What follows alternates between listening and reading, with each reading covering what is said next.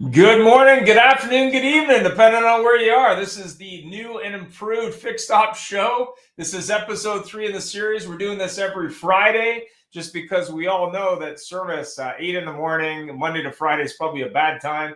So we're doing it Friday afternoon at 5:30. So I wanted to start the show today with a throwback video. This is an episode we did, Sales versus Service. And if you're familiar with Spy versus Spy, that was the artwork I used for the actual show back in the day. And this is a clip, but if you go to our YouTube channel, you can watch the whole episode. It's a pretty good episode because it's talking about the pandemic. But more importantly, I think we're seeing things that were true coming back around again in 2025. Here we go. Because it used to be that the service departments were always in the back of the store, but then over the years, they've started putting them side by side, which was intentional to try and get more interaction between the two. So I don't think that there's an intentional separation or a battle between the two or a competition against the two, but it's all about focusing. And I don't think that either one of them focus enough on the other and try to create synergy. I think there's still an opportunity there.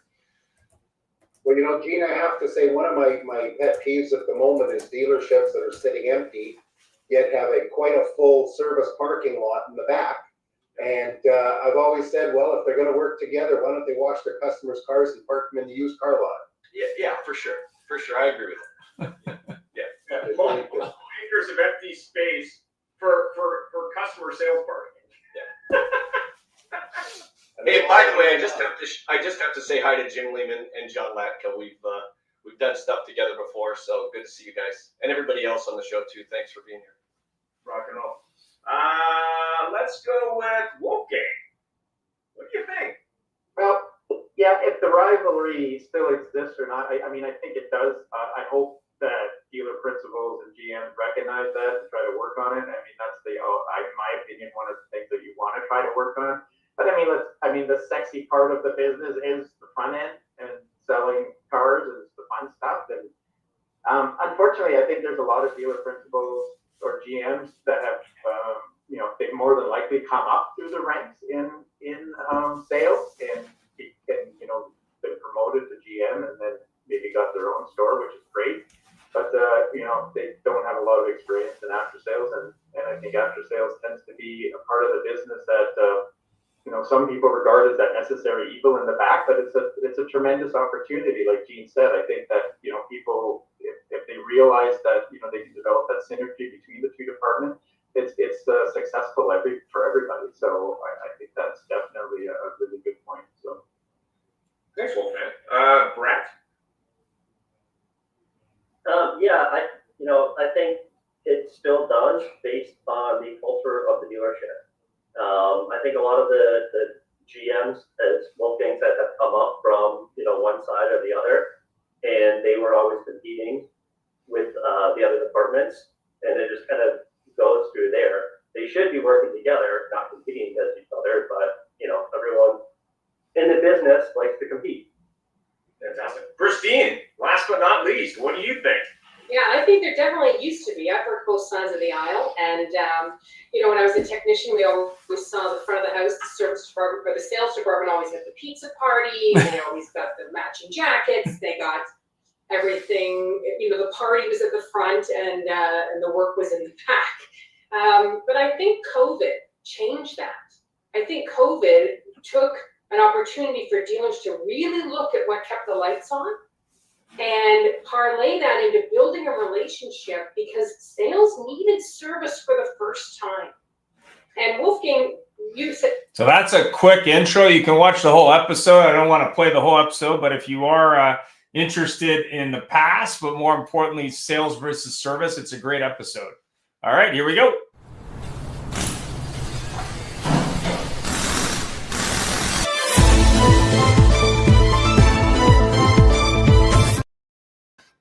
All right, and we have an illustrious guest here, Mr. Don Andres. If you haven't got a copy of Don's book, I believe you can get it on Amazon, I'm assuming.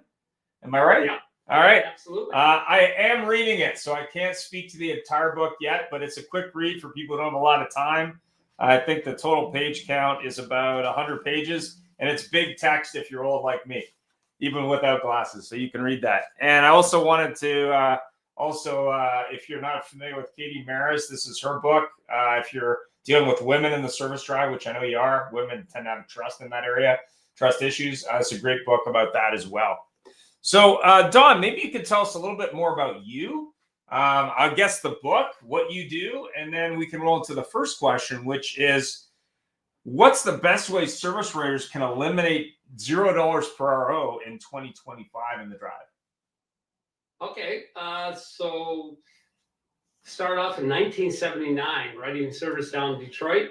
Worked in the Detroit market for 20 years, 4 dealerships, and moved down to Columbus, Ohio in 2000 to run fixed operations for Riker Automotive. At that time, the #1 Ford dealership in the United States, selling 1,800 Fords a month and another 300 imports. There's 6 import brands and then 600 used, and there was 56 acres. It was a monster place. I was clearly in over my head in the beginning, but we ended up having a lot of success, and we got the Blue Oil certification that came about in 2001 and gave me a lot of credibility. Went on to ultimately became a general manager before my retail days were done, and now I've launched a consulting company where I go out and just coach people up and get them to see value, mostly in the fixed operations side of it. Wrote the book because of all the stories that take place in 40 plus years of the car business. Kept it short. You're exactly right. You have to keep these short. The details will be below, just in case you want to get your copy. Go ahead. Sorry. Yeah. And so the chapters move, and it's an easy read, but it does get into the blocking and tackling of being successful in growing a service operations. So that was a great video to start with. It's so interesting that back and forth, especially as a GM, something that you would think would come easy to a variable people would be to, hey, just go back into service and engage these customers. There's opportunities every day driving in. But I learned very quickly, you can't do that. You actually have to make sure they have a complete understanding before they walk into that service drive in the morning. Otherwise, they're interrupting a really sophisticated routine. If it's structured at all, that's a machine. And when salespeople just all of a sudden start to arbitrarily have conversations with these clients without understanding the big picture, yeah, I think that could create some real negative feedback from the fixed side. Yeah, I mean, I was working with Beaverton Toyota in Oregon, and they do about, I think, 500 or 600 ROs a day in service. They have a huge service department, massive shop, massive, retail location that sell stuff. They got a cafe, but they have a specific office that's physically, it's almost like a banker's office, like a bank manager's office in the service drive, where basically there's a person there if you want to talk about changing out your vehicle, but they're not jumping all over people. But the thing that was really interesting about them is they have such loyalty and service that you'll see cars there that haven't been in warranty for years. They had 2 service teams. I think there were about 60 service bays, maybe more. It's one of the largest Toyota stores I've ever seen. And I've obviously seen Stellantis and other stores. But what was interesting was the way they worked together. Like they had 2 express oil change lines. They had, go ahead, sorry. Want to hear something? Want to hear something crazy? Yeah. I'm scheduled to visit that store next month. Now I'm all pumped up to go see it. Well, definitely go check out.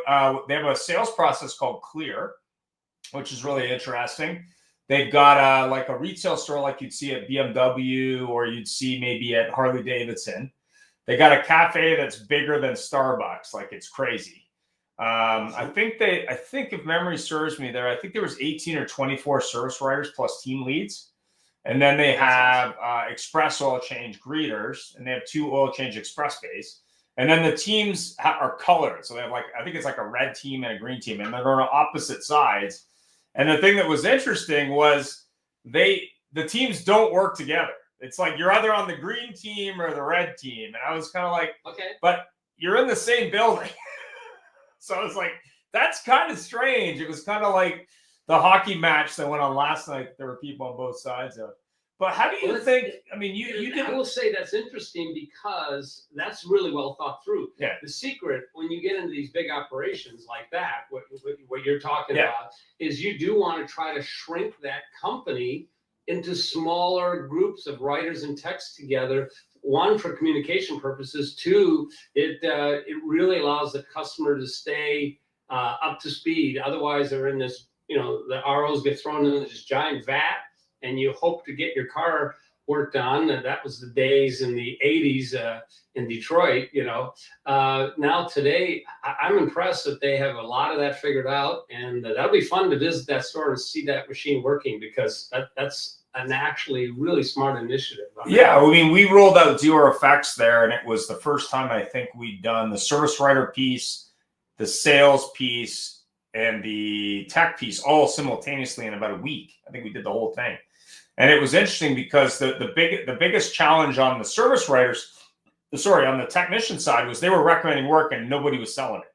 And on the technician side, it was communication. And then on parts, it was a different problem. But what was interesting from a team perspective is they had the red team and the green team. So I asked the guys on the red team, I said, so if the green team's getting behind on a work order, you're not going to work with them? He's like, no, they're on the other side. I'm like, okay, that's interesting. So that was it was like they were pitted against each other like a football team, or a hockey team, to pick a thing. But I mean, you worked obviously with a large service operation, very familiar with Reichert. How are you training the service writers to eliminate $0? Like how are you doing that? Yeah, I'll be honest with you. The typical problem that we have in so many stores today is they open the doors and they let the day come to them, right? They just let the day come to them. And what happens when you do that, you get introduced in that moment to the customer's busy life. Turns out they've got a lot of things going on. If it's a mom with a couple of young kids, trust me, they will let you know exactly what's going on in their world within a few minutes of that write-up. So now suddenly you're being surprised by not just what the car's coming in for, but actually when they expect or need the car back, and all these other surprises that don't necessarily work in their world. So it is funny how once you are in that mode, a service advisor just wants to get through the write-up. So that whole idea of engagement, the whole idea of going over the car and doing a walk around the car, Dealer FX did a great job with the tablets of being able to promote that idea of a walk around. Well, guess what? When it gets hectic, when it gets fast, and when they start dumping like they're dumping sometimes, now you just want the write-up to be done. And so invariably, here you are, you've written up the maintenance item or the check engine light, whatever the concern might be. Maybe it's a warranty recall. And you just want to get them on their way. And by the way, they want to get on their way, right? Well, the end result in all of that is now you're waiting for the technician to potentially have a good MPI and be able to offer up some additional services. And here you could have talked about some mileage-based things that need to get accomplished on the car, but because you didn't prepare, you let the day come to you, invariably you end up with these $0 repair orders, right? They got the recall and nothing else. And recalls today, by the way, are just a lot of reprogramming. Right. So, this is a disaster because maybe they're visiting you for the first time and you had a chance to really impress what you do. So what do I typically teach in those types of situations is you got to prepare for those customer arrivals. You got to, prior to them arriving, look at their history, jot down a few things note-wise, either on the tablet or if it's still a pre-work order, and know that this is something you want to talk to them about. And then you go through a traditional formal type of a write-up process where you address the immediate concerns, tell them what's going to happen today so that relieves that anxiety they have. Here's when I expect the car to get done. Here's when I'll be calling to give you updates. And then move into, by the way, I took the liberty to check your history. There's a couple things that have come due. And the good news is we can get it done on this visit. I know how difficult it is to get your car in here. These comforting words that make sense to somebody in the moment. And so it's always possible, but if there's a reason that they fail, it's usually that hecticness, that chaoticness first thing in the morning because we let the day come to us. Oh, 100%. Yeah. I mean, the thing that was really cool when I was working for Dealer Facts is after you train the service provider to get in the drive and actually meet with the customer with the car and actually go over, what's due on the car and hopefully what wasn't done historically, they could sort of get out of that mind space of, oh no, someone's here. How am I going to deal with that?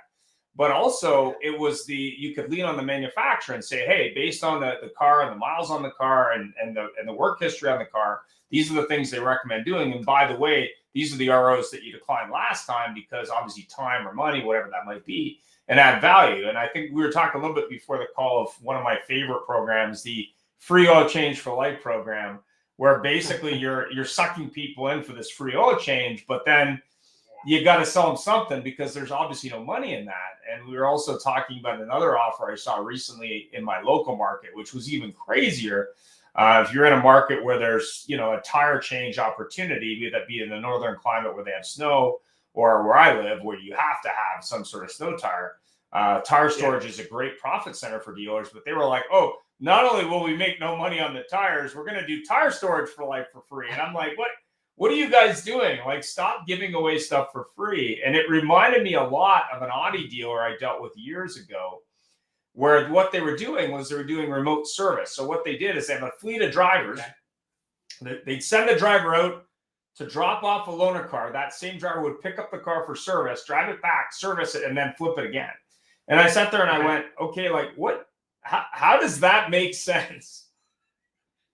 And they were like, what do you mean? I'm like, you got a driver, you got a car, you got taxi service, you got like, what are you doing? Like, who came up with this? I mean, it was just insanity. There are now companies out there that you can hire to actually do that for you as well, by the way, too, and you build that right in. But I will say that it was chaos on the Ford program, the mobile service. We see it, the pickup and delivery that a lot of the manufacturers are now asking to be done. It is interesting because trying to make those profitable, you've got to really be on your game. You've got to pre-sold a number of things. And of course, the nice part is they tend to be obligated to say yes because you picked the car up for them, right? So there is some positive to that type of thing, but you can't just literally do what the initial request is for the customer, because what do we both know? They just don't know about cars. They don't know about cars, and beyond an oil change, tire rotation, and a brake job, and frankly, they don't necessarily want to learn about cars either. Boy, they will latch onto somebody that says, hey, this is what I do for a living. Let me always be in communication with you of things that are coming due. I'll do some reminders so that you never are surprised when you come into a service drive. Okay, those people suddenly have, customers gravitate towards those words. So it's so funny. We have a road to the sale on the variable side, right? Yeah. And if you ever talk to a desk manager, they can tell you when a salesperson went from step 3 to step 5 to step 6. And they go, really? You thought it was okay to not ask for the trade, to not go through, you know what I mean? And so this road to the sale is super important. And then the vast majority of the clients on any given day in a dealership is in service, and they don't think that having a structured road to the sale process in that service drive is needed. And they let these service advisors, in many cases, decide how they want to approach the day. It's crazy. It really 100%. Ultimately burns through cash. 100%. I mean, I also have the opportunity to work with Mercedes-Benz, and when I work with them, they own a number of the locations in multiple cities in the country I live in, including Vancouver and Toronto. And they were reliant on a loaner being available to service cars. So they had a fleet of loaners, and the only thing that dictated whether their service numbers would go up or down was how many cars they could loan. So I said to them, well, why are we doing this? Like, why are we managing a fleet of Mercedes-Benzes when we could basically call the customer and say, hey, are we dropping you off somewhere, or do you have a ride arranged? Just stop offering the loaner completely. Like, what are you doing? And it was funny because it was the corporation that owned most of the locations, and they had a sales and service BDC at the time. But the thing that was funny was by asking that question differently, they were just able to eliminate that whole problem. Because what would happen was they'd have C classes they were loaning out at the time. And they have people who had smart cars got a C class, so they got an upgrade. But people who had an S class got a C class, and they were upset. So it was like, not only are these cars free and you got to move them around and they cost money and fuel, but you get people on both sides are upset for different reasons, and the car doesn't cost anything. And then you got wear and tear and damage and whatever. And the reason I bring that up is when you look at restaurants, and restaurants have a pretty big process when it comes to selling, you know, the appetizer, the beverage, the main meal, the side dish, if it's a steakhouse, and dessert. And I think to your point, obviously service writers, if they're prepped, much like you would for a legal case, if they're prepped for each meeting, they know. But more importantly, when the customer comes in for an appointment, they're like, oh, you have an appointment, Mr. Smith, versus did you have an appointment, which some dealers still do. Yes. But how do you sell that extra? Like I was talking about, I don't know, things like windshield wiper blades or cabin filters or other things that may, you know, not be an assumptive sale. But much like at a restaurant where someone's had a big meal, you know, sometimes selling that dessert's a little challenging. Like, what would you recommend for that service writer who says, hey, I'm selling stuff, but how do I sell that, you know, more item? Like, how do I sell that add-on item? You know, how do I do that? So I'll be honest with you. Getting a service advisor out of his office, out into the drive is the biggest challenge, because that is truly, when you're standing at the car and you're talking about the car, now you're just having a one-on-one conversation. You're getting them up to speed and things of that nature. We always talk about the walk around, but it turns out the walk around is incredibly valuable, because if I'm going to talk about the fact that we're going to be doing a multi-point inspection and we're going to measure this tire wear, we're going to look at that tire wear, and I'm bending down and touching the tires and their eyes gravitate towards it, they feel as if I'm actually engaged in their personal car. When I walk around it and compliment it and talk about how great it looks, these people appreciate it. And then, of course, when you get to the wiper blades and you just simply hold them up. Now, why is wiper blades so important? There's two things that truly happen in customers' lives. And one is, if some reason 3 weeks after they were in for service for simple oil change, and now there's some kind of a condition or an issue with the car, guess what the first words out of their mouth are? I just had that in for service. I'm surprised they didn't see that.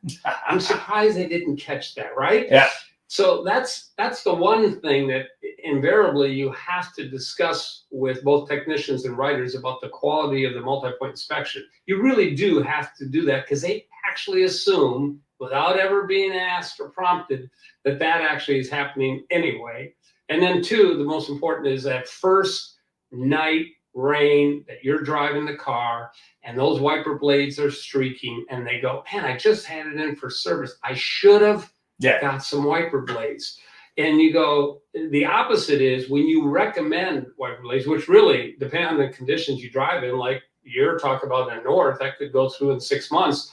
But definitely within a year, and you put new wiper blades on, and they, the first time 3 days later, are driving at night in the rain and it's crystal clear, don't think for a moment they don't love the fact that you took care of that.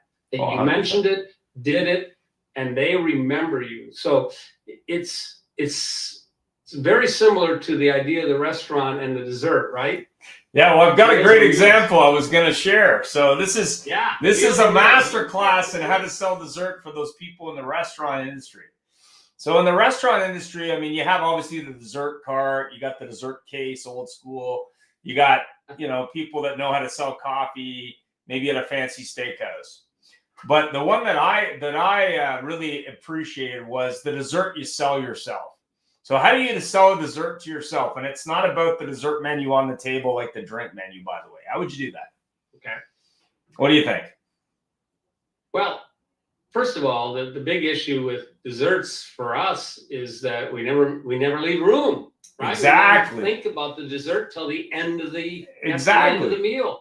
And what do you think the waiter hears? In that regard alone, it's kind of deflating, because you probably would have loved the dessert, and you truly are too full to appreciate it. So what do you think the waiter hears all the time? Not interested. Oh, Yeah. I'm getting a hard Oh, pass. Sorry. So this was something I saw, I think, in a barbecue restaurant outside of Seattle near the airport years ago. So you know how they have those billfolds, the billfold, like the black, whatever thing with the bill in it. So he didn't even ask the dessert question. There is no dessert question at the end of the process. Zero. Oh, you just want the bill? Not a problem. Let me get that for you. Brings back the bill. It's a standard black folder, the standard thing with the bill out of the top of it. Normal stuff. You open up the bill thing, what do you see? Dessert menu. Dessert. Dessert menu. Oh. And I guarantee you their biggest challenge is not selling the dessert. It's reprinting the bill. So you anticipate to be done. Yep. And you open it up and you get pleasantly surprised. Yeah, you open it up and they're the first thing there, and they put the bill behind it on purpose, obviously. So there's a fold underneath. But they put the bill behind the dessert menu. So you have to look at the dessert menu before you can look at the bill. That is strong. And it was really strong. Like I was like, that is a master class in how to sell dessert. I was like, I mean, the card is good. Don't get me wrong. The card is a good look, and in the old diners, those revolving things were kind of cool. But, that to me it's an assumptive sale, but it's also a sell yourself. It's kind of like the tablet when I work for Dealer Facts. It's like, this is what the manufacturer recommends based on your vehicle mileage. So I'm not selling anything. I'm just saying, you're obviously going to do what the manufacturer recommends. So this is like, yeah, you didn't want dessert, no problem. I'm not pushing on you. It's all good. I'll get you the bill right now. And it's speed to get the bill. It's not about the dessert. Oh, you wanted to change something. No problem. What did you want to add? Well, this is interesting because this is the multi-point inspection, isn't it? Yeah. This idea of getting that multi-point inspection very early in an oil change process, right? All the stores I visit, these monster stores, they'll do 3,000 repair orders a month, but 2,000 of them are oil changes. And so then the first question you want to ask is, how early in that process are you actually giving them that dessert menu, that information for them? Remember, it's never convenient to bring your car in for service. One of the greatest closes I ever used over the years and promoted it for years is, I know how tough it is to get your car in here. The good news is I can get it done on this visit, and you're now good for the next 2 years. You're now good for the next blank amount of time. Remember, selling to females, selling to males, you brought the book up at the very beginning. Yep. There's a big difference, and never think that there's not. This safety is a very big priority with a female. And you want to talk about it. They never want to leave a vehicle, be stranded on the side of a road with a vehicle. So talking in terms of safety and how important things are, they're listening.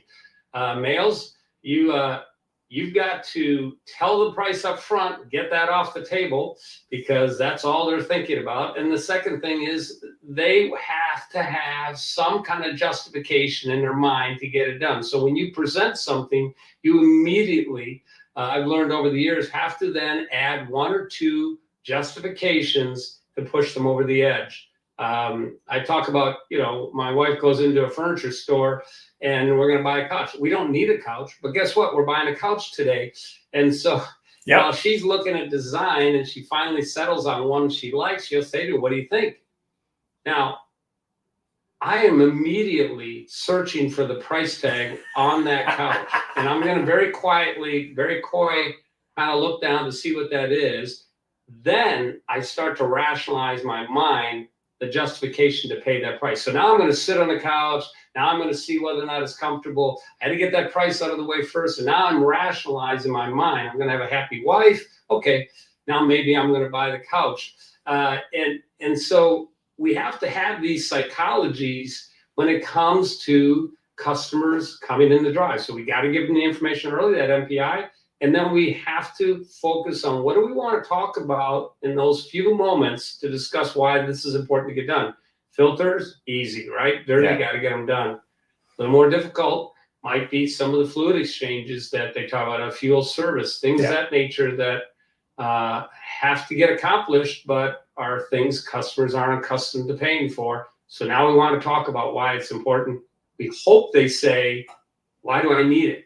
The classic things that you have to teach out there in the service world is to be able to ask a question in such a way that they go, well, wait a minute, I don't know if I've ever bought that before. Why do I need it? We love why do I need it? Because now I can go into the story of how important that is to get that accomplished in a vehicle. You go, do you want it? No, I don't want it. So where am I going with that, right? Well, it's funny. Unluckily for me, I had a Fiat many years ago, Fiat 500. It's a commuter car. I bought it really just because I needed a commuter car. And I remember I got a thing from Stellantis. It was some sort of service coupon. And I went into the service drive. It was a Alfa Romeo Fiat store. So I went in there and they had the standard, A, B, C, D service and, whatever, mileage or whatever. But there was no prices on there. It was just all these list of service and then no price.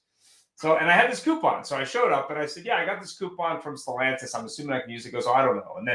And then he says, oh, I got to check on that. And then he goes, oh, well, some of the people at this service interval get, fuel injection cleaning. And I said, I'm not saying I'm not getting that, but can you tell me like, what's the, why I should get it? And I've been in auto for a long time, even then. And he at that point, he just gave up. He's like, this is too difficult. I don't want to deal with this. And I said to him, I said, dude, I walk in your service department, not to beat you guys up. There's no price on anything. It's like it's like a steak restaurant with no pricing. There's no pricing at all. And then you're trying to sell me something that you don't understand how to handle objections on or the value. And then I give you a coupon. You're not even sure if you can use it. And it's from the manufacturer. So I'm like, I don't know what you're doing, but you should probably get a little better at it. So to me, that's the problem. Yeah. Yeah. I don't know why they put out menus and don't put the prices. Figure out a medium price on that 30,000 mile service. Yeah. And for trucks, one for cars, whatever you want to do, but put the price on there. In fact, one of the early things that I would teach the service advisors is take a highlighter and highlight the price. So when you present the menu to them, their eyes gravitate to the price. I need to have them to come to grips with the idea that this is going to cost. But more importantly, I don't want to talk about price, because the first words that come out of somebody's mouth when you don't have a price and they say, well, how much is it? And you say, well, that's going to be $343. What's the next words that they say? Can you do it for less? So now we're into this negotiation on something that all because we didn't have a price, thought it was important to talk about money. Yeah. Talk about money? Really? Who isn't going to ask for a discount at that point in time? So for me, I'm going to not only put a price on the menu, I'm going to make that writer highlight it. So their eyes gravitate towards it. They see it. There's not a question to ask about. So I'm not talking money. Yeah, well, that's powerful. Yeah, I mean, if you've been to a high-end restaurant, they have like seafood market price. So and it's like when you see these like big banners, all tires at cost. What does that mean? Like why are you creating a problem? Because then they're going to go, what's the invoice on your tires? What are you doing, right? Yes. So, I mean, to me, there's smart upsells and smart listening in the drive and smart observation. And much like in the finance office, and I used to train for Nissan years ago in the finance office, I'd want to ask a bunch of questions before the person came into the finance office so I could set up a menu. So based on how you drive cars and based on how long you own them and based on, what you seem to use them for and that you're leasing, I'd recommend these products. But here's a couple options of different products so you can make a selection. And to your point, if I'm in the drive and it's 8 a.m. and there's a lineup out the door because people show up early, I have a couple minutes to present a product. So I better be very good not only at presenting and identifying the product, but at making a justification for it when they ask a question. And no questions are bad. Like if you had said to me, hey, fuel injection cleaning is great because it does this, that, and the other thing. And for this 4-cylinder beater engine, it gives you 5% more, whatever it is. But he just had no ammunition, and it wasn't his fault. But he set up the game in such a bad way that like nothing was going to work. Like it was like nothing made sense, and it was kind of funny because not only had they created that problem, the manufacturer had set up a coupon and probably not let them know. So it was like, we've got these coupons, we don't know what they do, whatever. But when you're looking at things like training and process and the time frame. So let's just say you have 10 minutes. You got 10 minutes with that customer. and they're coming in for, say, a type A service, pick your service. What's the low hanging fruit for that service writer to get good at? Like what 2 or 3 things should they be doing every time that maybe they're not doing, or at least not doing well? And the book really gets into this a lot, and that is that you truly have to prepare. If you're really on your game, you've done this the day before. You've looked at the repair order. You've looked at the history. If it's something that doesn't make sense, if it's a poor write-up that came out of the BDC on a check engine light or a noise or a rattle, I'm going to call the customer and I'm going to probably say, "Hi, I'm Don. I'm going to be the one taking care of you tomorrow. If you've got just a moment, I want to be totally prepared for you. And so if you got a moment, I just want to talk a little bit more about this rattle, right? The infamous rattle that the technician spends way too much time on, can't duplicate it, and it's a challenging thing. So these are things that I truly, if I'm on my game, I want to do that.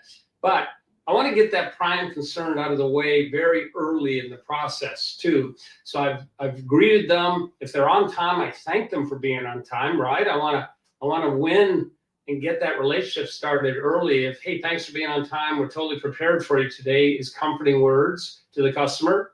It looks like you're coming in for the check engine light. Here's what's going to happen today. Here's what's going to happen today. It's the biggest anxiety customers have, sometimes way more than how much it's going to cost, is when am I going to get my car back? So we know how the day's going to go. We know that 80% of the cars are going to move through and get done. So this idea of not saying to them, "Here's what is going to happen today," I think is crazy. But you can do that in the first minute and a half.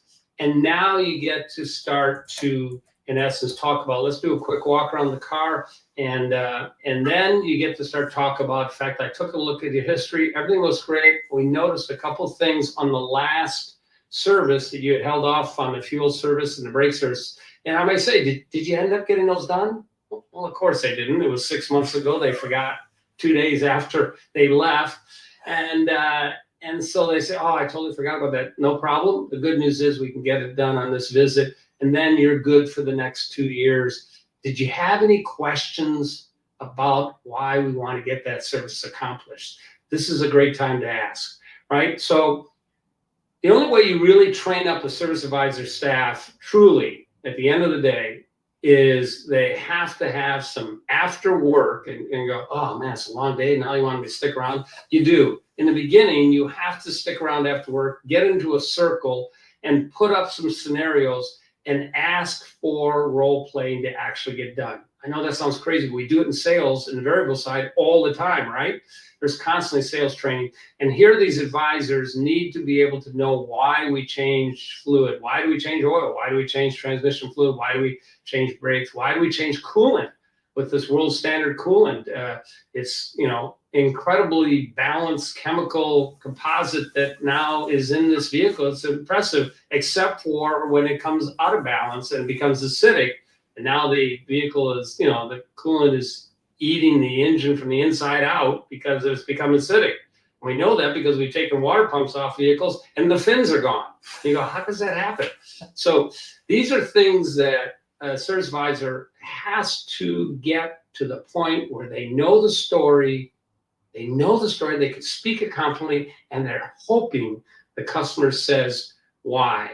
Because by the time that story's done, they're going, "I know this is a Chevy store, but can I bring my Toyota in here as well? Can I bring my Mercedes in here as well?" Now you know that they valued that information, and you got them up to speed on it. So time is super important. You mentioned this high volume stores. I was at a Lexus store in Charlotte, and that was the only Lexus store in Charlotte. So we were doing 200 Lexuses a day. Yeah. We had 230 in our loaner fleet, and we'd run out of cars every day by about 11 o'clock. And so that was the starting point when I got in there of this idea of being in control, knowing how the day is going to play out, and preparing for it. And it turns out we were able to get all that accomplished.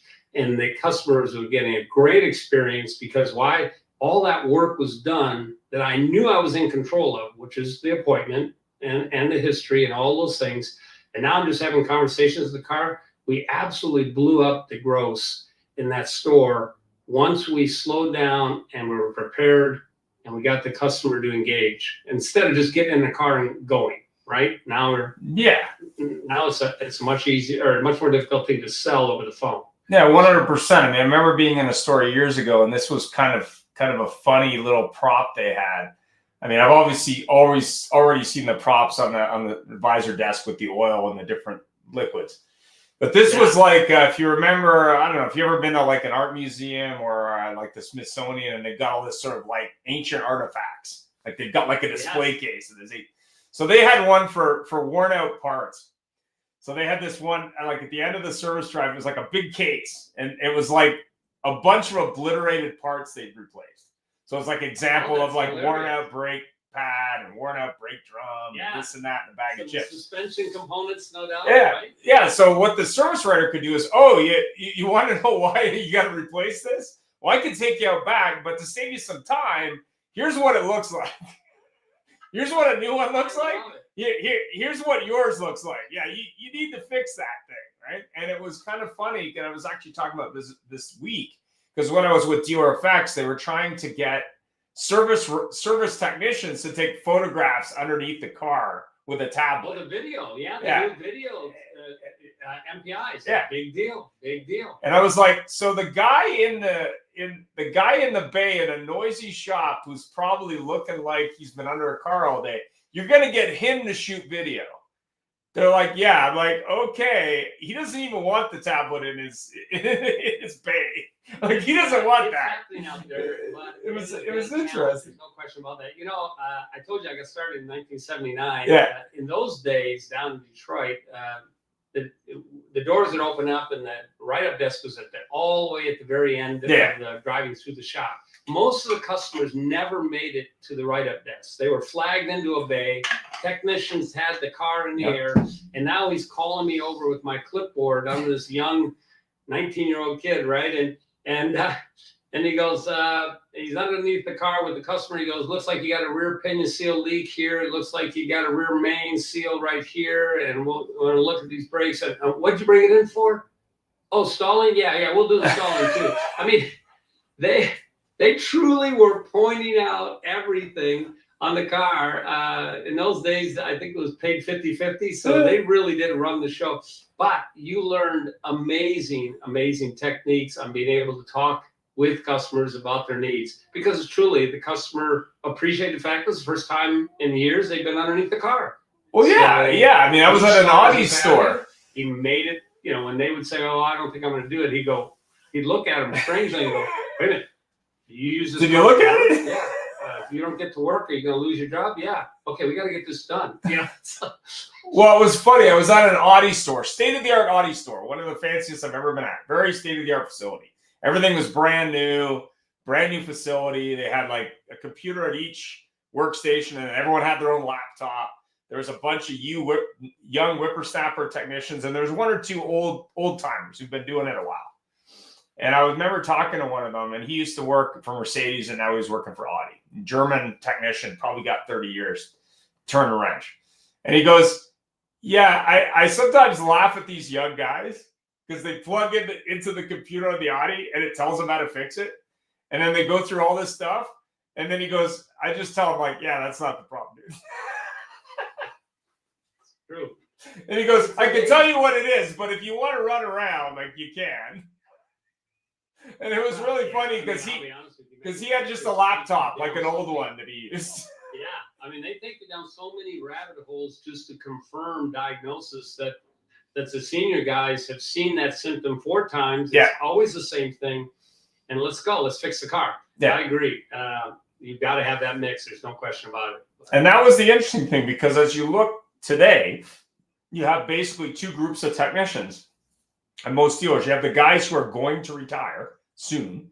And then you have the young guys who aren't yet in the middle. So they're still trying to figure it out. And yeah, cars are more technical than they've ever been. But more importantly, they still have the same mechanical issues, sometimes different, but generally the same. And I actually had the opportunity to talk to a Tesla technician who used to work on gas cars where I used to live. And I talked to him about it. I said, okay, what's the difference? I mean, you worked on gas, ICE cars, now you work on Tesla. He goes, it's simpler, but a lot of the problems are the same. The only difference is the component level at a Tesla, they're changing out entire components. They're not changing out pieces. So it's more modular, whereas other cars are not that way. And it was interesting because when you look at dealers that are getting into a little bit of electric and they're still doing ICE simultaneously as you do this transition, it's going to be interesting because you're going to have a number of younger technicians that specialize in that. But at the same time, a car is a car is a car. So the mechanical components probably don't change much. But it was funny because I was talking to a buddy of mine who used to run Tesla's used car operation in the US. And he said a customer came in and it was a Model S and they had those pop-out door handles. Yeah. And what happened is those parts failed. So the customer came in to have the parts replaced on, it was on one side of the car. And he goes, well, can't you replace them on the other side? He goes, oh, no, those haven't failed yet. He goes, well, wouldn't you just replace them? I'm like, no, it's the same part that failed. You're going to have to come back in a year. When those ones fail, we'll replace those. They have not re-engineered it. That's unbelievable. No, it's the same part that broke. They're just replacing it. So it was funny because I look at the technology today. I was in my garage earlier today, and there's a guy parks across, and he has a Jeep Wrangler, and he's replacing some grommet that sprays windshield wiper fluid, like just a piece that comes from the hoses. And I said to him, a lot of that stuff's the same as it ever has been. But the biggest challenge today is all these screens in cars.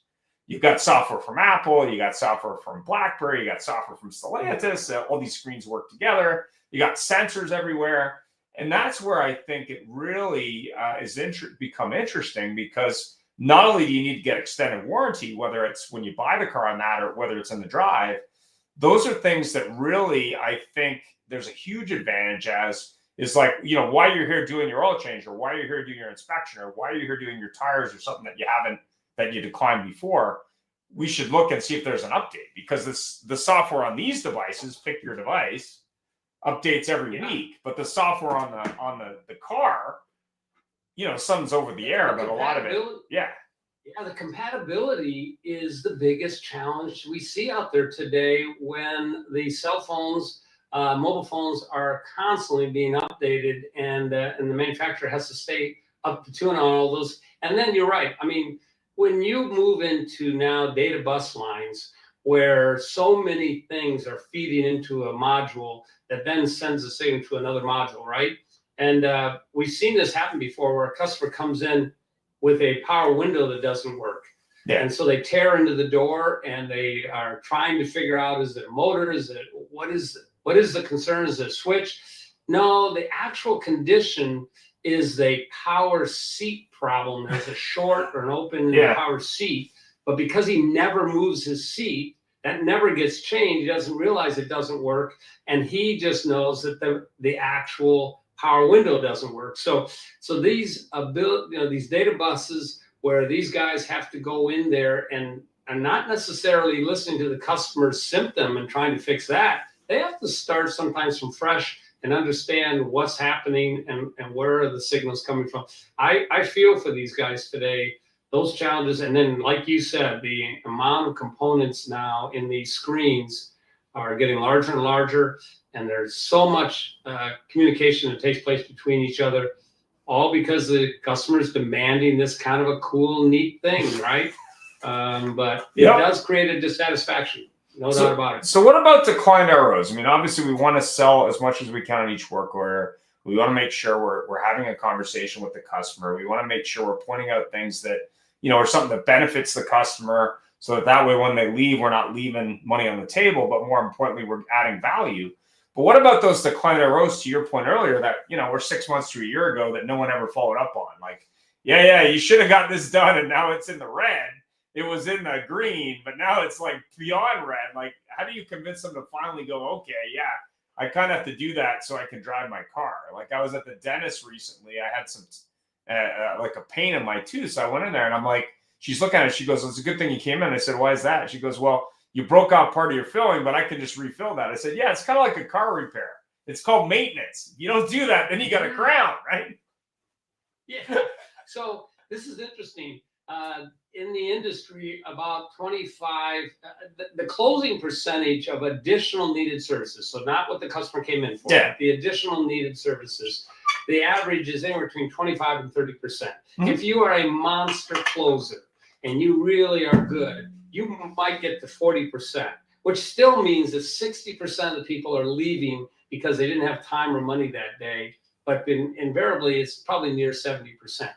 And you're right. This is the true growth in a service department, especially when it comes to slowing down of RO counts and things of that nature. You have to manufacture RO counts sometimes in a service drive by doing nothing more than having a plan at the active delivery. So, today we have most writers today are now doing self-cashiering. Yeah. Right? We see that in many cases.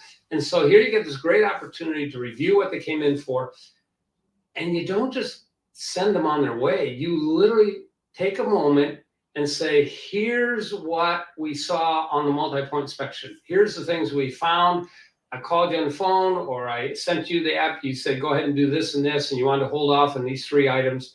That's fine. But let's you and I set up a plan right now to see about getting you to loop back in and get those done. So what's the easiest technique? You talk about, hey, so that you don't have to remember, this is what I do for a living. Let me remember what's happening with your car. So what I'll do is I'll reach out to you in about a month, and we'll talk about looping you back in and getting those done. How does that work for you?